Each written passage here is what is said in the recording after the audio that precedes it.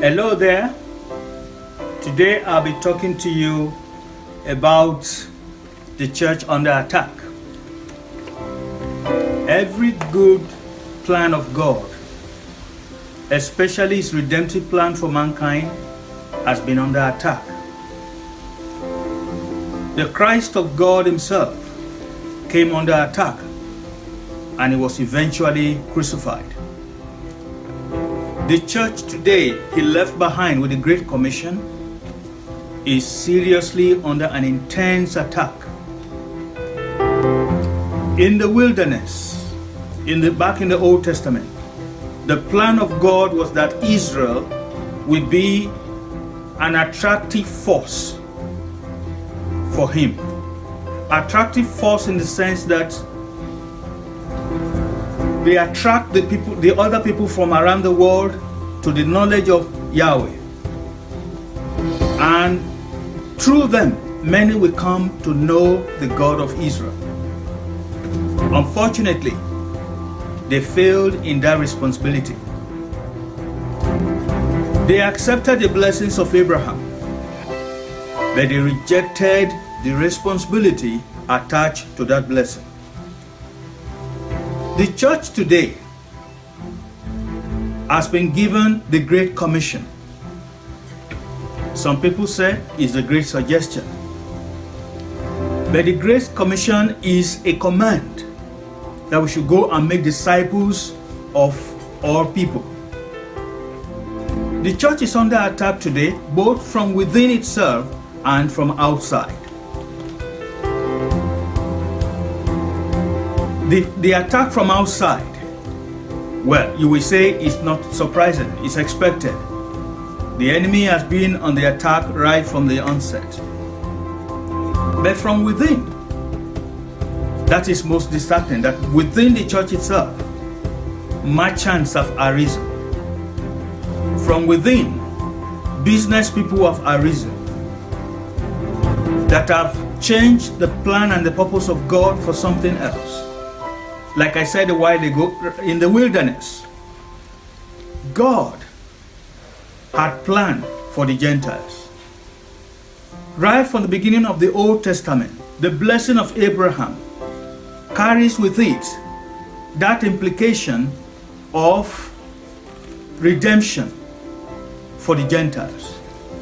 And in the setting in the tabernacle, in the temple, in the synagogue, a place was created for the Gentiles called the Court of the Gentiles. A place reserved for those who will identify themselves with the God of Israel. They'll be accepted. But the people of Israel, they decided to turn it to a business venture where they put animals in the name of sacrifices in the temple. Isn't that nice? Instead of going to faraway market to buy goats and animals for sacrifice, it's just available in the backyard. But was that the plan of God? The purpose and plan of God was that that place, Gentiles should be accepted. They should have room to come alongside with the people of God. The same thing today, from within the church, merchants have arisen, manipulating and coercing the people of God into things that were not biblical. Time will fail me to mention all manner of merchandise that is being sold in the church today. But the important thing is this: the church is under attack. But Jesus, as it were, knew this ahead of time. So he gave the church the power and authority that is greater than any other one in the whole universe. Like he said in the book of Matthew chapter 16, from verse 18, he said, I tell you that you are Peter, and on this rock I will build my church, and the gates of hell will not overcome it.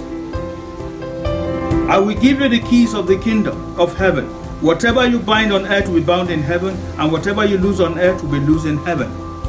Therefore, brother and sister, may I tell you to beware and be careful what you say about the church, what you do to the church, secretly or publicly, because Jesus is jealously watching over his church. Several endearing metaphors were used to describe the body of Christ, the church. One is the bride. You know what the bride is. You don't joke around with the bride when the bridegroom is around. He said again, he calls it the body of Christ. The body of Christ. That means Christ is the head.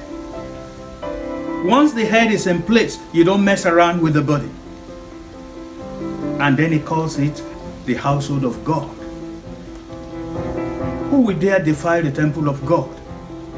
These three endearing metaphors helps us to understand the place of the church in the heart of Christ. Therefore, you'll be doing yourself a disservice.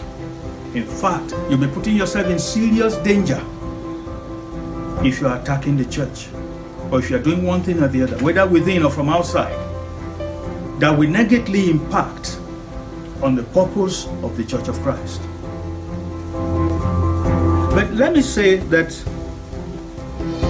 a lot of distraction have come up within the body of Christ itself. We are majoring on minor. We have abandoned the real purpose for our existence. And that is why we are out. To encourage you, to equip you, to go back to making the main thing the main thing.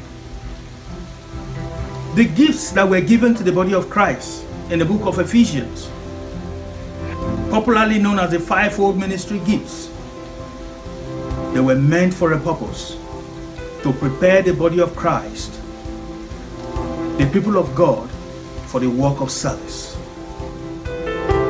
To the end that by the time we are done in this generation, we can boldly hand over the baton of apostolic faith to the next generation.